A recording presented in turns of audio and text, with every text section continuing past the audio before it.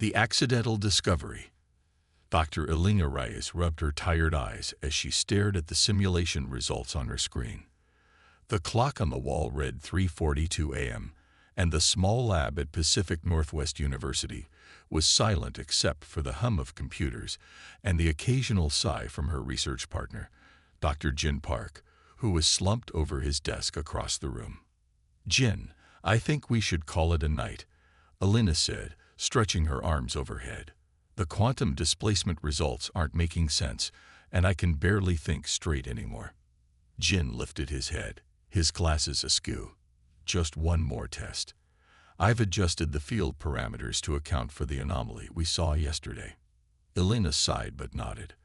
Their lab was modest at best, outdated equipment, a budget that barely covered basic supplies, and a team of just 4 researchers including themselves. While billion-dollar aerospace companies and government research facilities got the headlines and the funding, small university labs like theirs did the unglamorous work that rarely drew attention. Jin initiated the simulation, and they both watched as the quantum displacement field expanded on the monitor. The program was supposed to test a new approach to conventional spacecraft propulsion.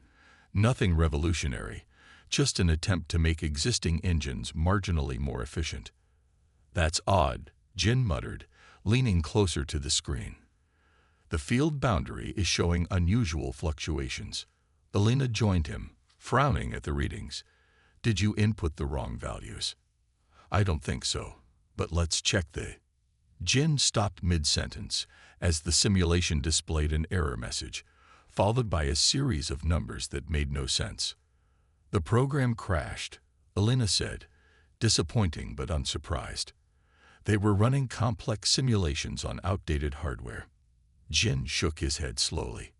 "No, look at the output data. These aren't error codes." He pointed to a sequence of figures. "These are actual results. The simulation is showing the test particle move through the field." He paused, recalculating. "That can't be right." Elena's eyes widened as she processed the numbers. "According to this, the particle exceeded light speed by a factor of 23. "Which is impossible," Jin said. "Obviously," Elena agreed. "So either our program has a fundamental flaw, or we just discovered something revolutionary," Jin finished. They stared at each other for a long moment, both too afraid to voice the implications. "We need to recreate this," Elena finally said. "And we don't tell anyone until we're absolutely certain." Over the next 3 weeks, Elena and Jin practically lived in the lab, joined by the other 2 members of their team. Dr. Sophia Chen, a theoretical physicist, and Marcus Rodriguez, a graduate student specializing in quantum mechanics. They worked systematically, isolating the variables that had led to the anomalous results and testing them under different conditions. "It's consistent," Sophia announced one evening, after they had run the simulation for the 47th time.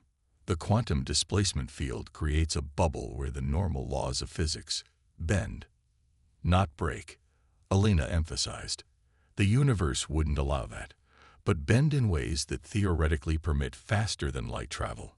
Marcus, who had been quiet throughout the discussion, finally spoke up. "We need to build an actual prototype. Simulations won't be enough to prove this works." They converted their small lab's testing chamber to accommodate the experimental device. With limited resources, they scavenged parts from other departments, called in favors from friends in engineering, and spent their own money when necessary.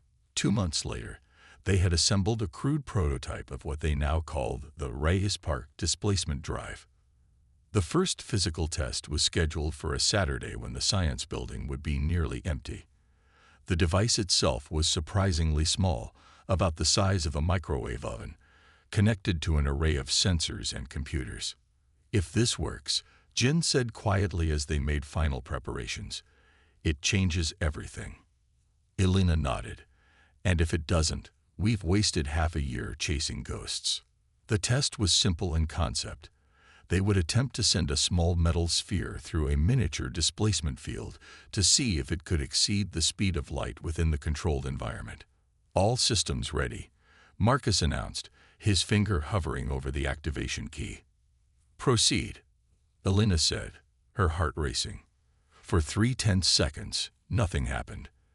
Then the lights flickered, and the metal sphere vanished from its starting position. "Where did it go?" Jin asked, scanning the chamber. Sophia pointed to the receiver on the opposite side. "It's already there. According to the timestamps, it arrived before the light from its departure could reach the sensors." They stared at the readouts in stunned silence. "We just broke the light speed barrier," Elena whispered. The implications were staggering. Interstellar travel, previously considered practically impossible due to the vast distances and relativistic limitations, was suddenly within humanity's grasp. They spent the next month refining their prototype, documenting every aspect of their discovery with meticulous care. It was Professor Wailudi, the department head who had occasionally provided them with extra resources, who first suggested they needed to consider the broader implications. "Before you publish this," he said after they had demonstrated the device to him, "you need to understand what you've created. This isn't just a scientific breakthrough. It's a geopolitical game-changer." Elena understood his concern. Once this becomes public, every major power will want control of the technology, and some might take extreme measures to get it, Jin added grimly. After much debate, they decided to approach the government before publishing their findings. The response was swift. Within days, representatives from multiple agencies arrived at the university, led by Dr. Amara Okafor from the newly formed United Space Administration. "Your discovery has significant implications for national security," Dr. Okafor explained during their first meeting. "The President has been briefed, as have key allies. We want this technology to benefit humanity," Elena insisted, "not become a weapon or a bargaining chip." Dr. Okafor's expression was sympathetic but firm, "which is exactly why we need to proceed carefully. Our long-range telescopes have confirmed the existence of at least 5 extraterrestrial civilizations within 100 light-years of Earth. Some appear to be significantly more advanced than us in many respects. But none have faster-than-light travel," Jin said, understanding dawning.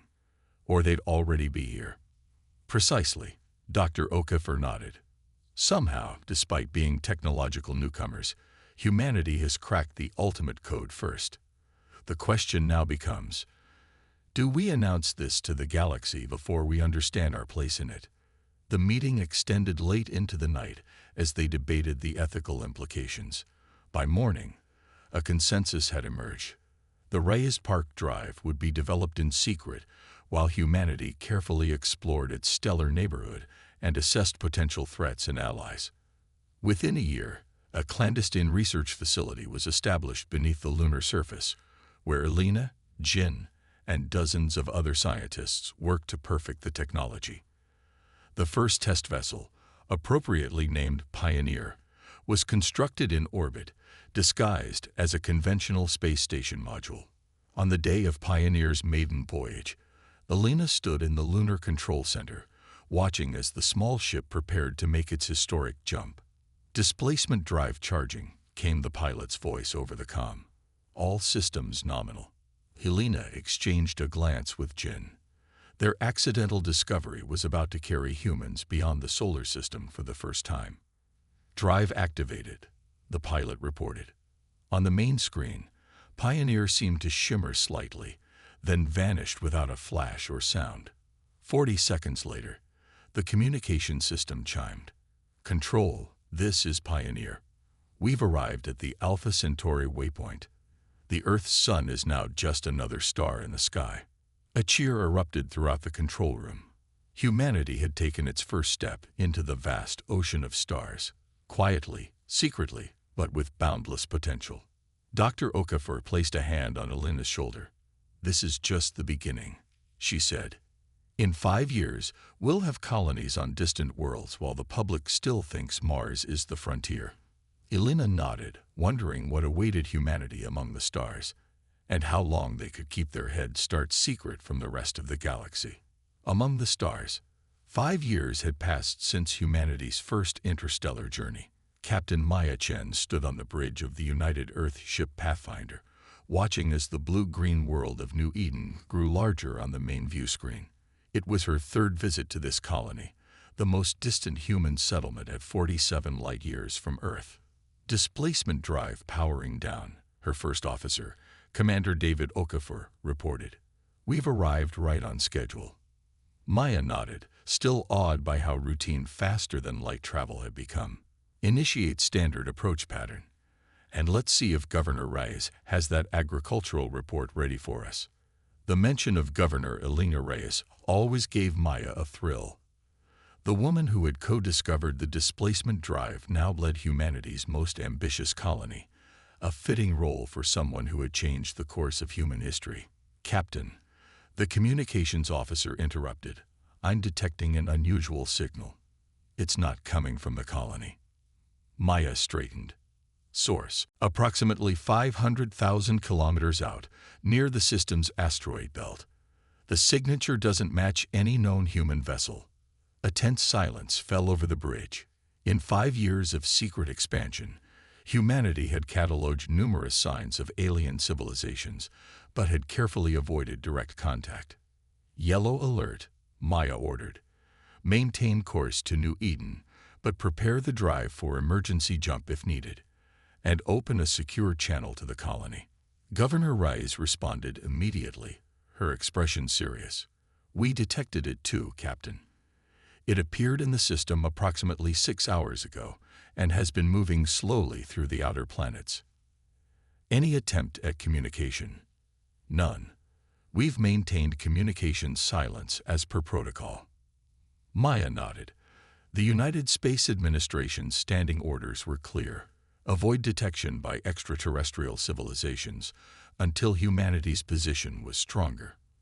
With only 26 colonies and a fleet of less than 100 ships, they weren't ready for potential conflict. We'll investigate while maintaining distance, Maya decided. Continue your normal operations to avoid alerting whoever it is.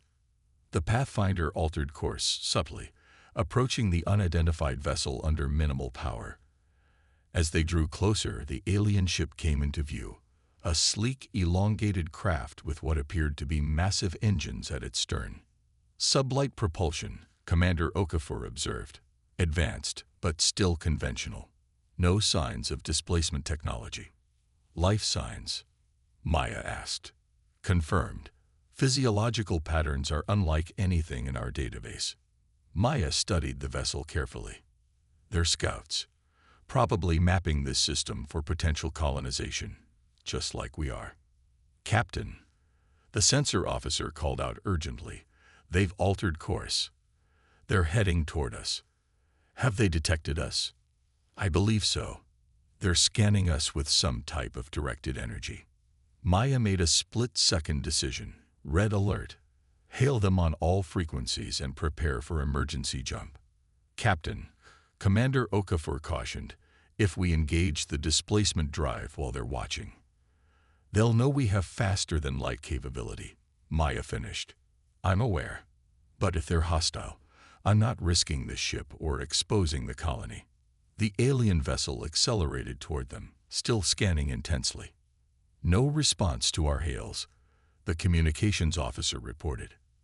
Final warning, Maya ordered. Then we jump.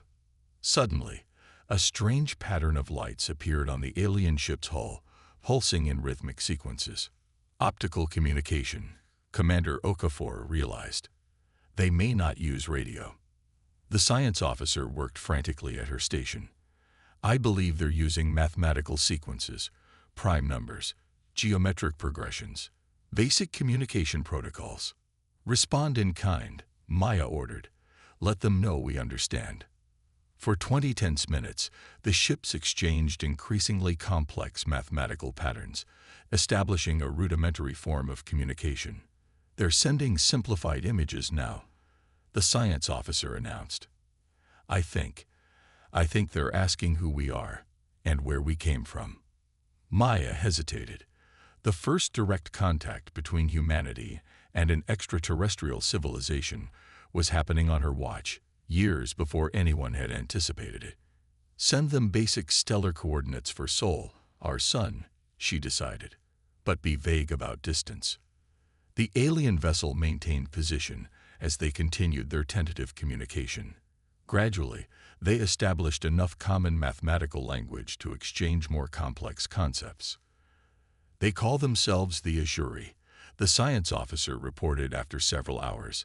They're from a system approximately 60 light-years from here. Ask how they traveled here, Maya instructed. The answer, when it came, confirmed their suspicions. The Ashuri had been traveling for nearly 17 years at just under half-light speed. They're asking how we arrived so quickly, the science officer said uncomfortably. They detected no approach trajectory. Maya exchanged glances with her senior officers. The secret was out, at least to these aliens. Tell them we have technology that allows faster-than-light travel, she finally decided, but provide no details. The response from the Ashuri was immediate and intense, a flurry of mathematical queries and what appeared to be expressions of disbelief or alarm. They're agitated, Commander Okafor observed. FTL travel seems to be theoretical even to them. Captain, the science officer interrupted. They're transmitting images of other species, at least 7 distinct morphologies. I think they're telling us about other civilizations they've encountered. The images showed a diverse array of alien life forms, some vaguely humanoid, others utterly unlike anything on Earth. They're showing us the galactic neighborhood, Maya realized. They're trying to warn us. Further communication revealed the truth. The Ashuri were members of a loose confederation of spacefaring species, none of which had developed faster-than-light technology.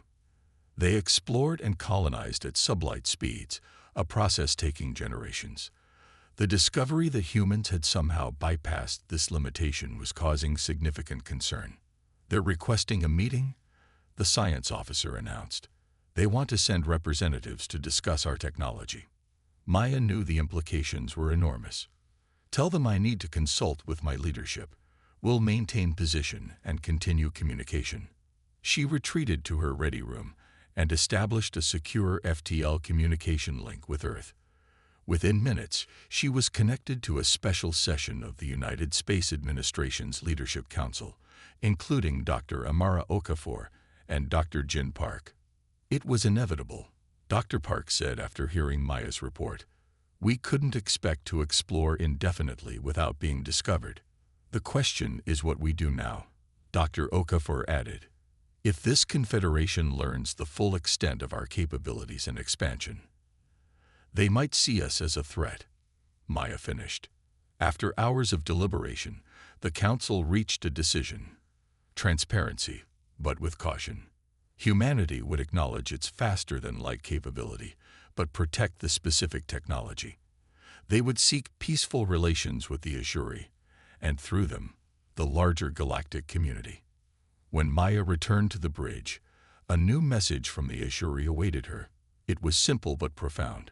An image showing diverse alien forms standing together, with a space left open, an invitation. Send them our acceptance, Maya ordered, and notify Governor Reyes. New Eden is about to become humanity's first diplomatic outpost. 3 days later, Maya stood beside Governor Reyes as the Ashuri shuttle descended toward the colonial settlement. Behind them, representatives from Earth watched via secure transmission. 5 years ago, we thought keeping our technology secret was the safest approach, Alina Reyes said quietly. Now we're about to join a galactic community. As equals, not latecomers, Maya pointed out. Your discovery ensured that.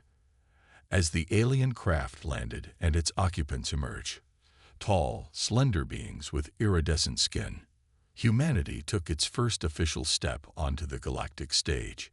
The secret vanguard had become the open ambassadors of Earth, carrying the unexpected gift of faster-than-light travel to a universe that had been traveling the slow way for millennia. The stars, once impossibly distant, were now humanity's neighborhood, and their accidental head start had given them a unique position in the cosmic order, newcomers who had somehow solved the ultimate puzzle first.